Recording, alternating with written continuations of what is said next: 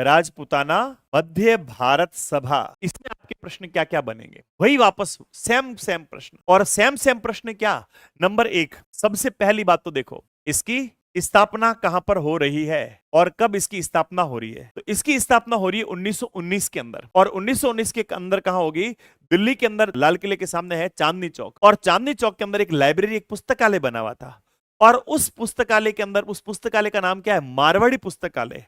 तो इसकी स्थापना हो रही है 1919। कहां पर बनी हुई एक मारवाड़ी पुस्तकालय, और ये मारवाड़ी पुस्तकालय कहां का है, ये मारवाड़ी पुस्तकालय है चांदनी चौक का। और चांदनी चौक कहां है, तो चांदनी चौक आ रही है आपके दिल्ली में। अब आपके पास में प्रश्न बनते हैं, अब इसकी स्थापना में कौन कौन व्यक्ति आएंगे, तो आओ हम लोग बात करें। यहाँ इसकी स्थापना के अंदर आने वाले, जिनको बाद में इसके राष्ट्रीय अध्यक्ष बना दिया जाता है, और एक आ जाएंगे इसके उपाध्यक्ष। और फिर हम लोग बात करें तो हम लोग देखेंगे यहाँ पर संस्थापक का सदस्य। 3 बातें और साथ साथ में नोट कर लो। राष्ट्रीय अध्यक्ष, और राष्ट्रीय अध्यक्ष बना दिए जाते हैं यहाँ पर उस समय गांधी जी 5वें पुत्र है, और कौन है, जमनालाल बजाज है तो राजस्थान के, लेकिन इनको गांधी जी का 5वां पुत्र कहा जाता था।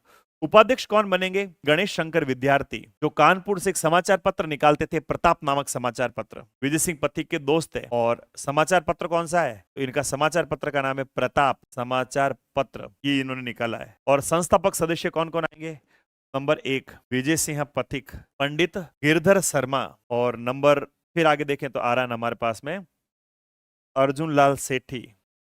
तो विजय सिंह पथिक, पंडित गिरधर शर्मा और अर्जुन लाल सेठी, ये सारे के सारे हो जाएंगे इसके संस्थापक सदस्य। एक प्रश्न और रह रहा है इसमें से ही, और प्रश्न रह रहा है इसका जो मुख्यालय होगा, वो इसका मुख्यालय कहां पर स्थापित किया जाएगा, इसका हेडक्वार्टर जो होगा वो इसका मुख्यालय कहां पर बनाया गया है, इसका हेडक्वार्टर कहां पर होगा।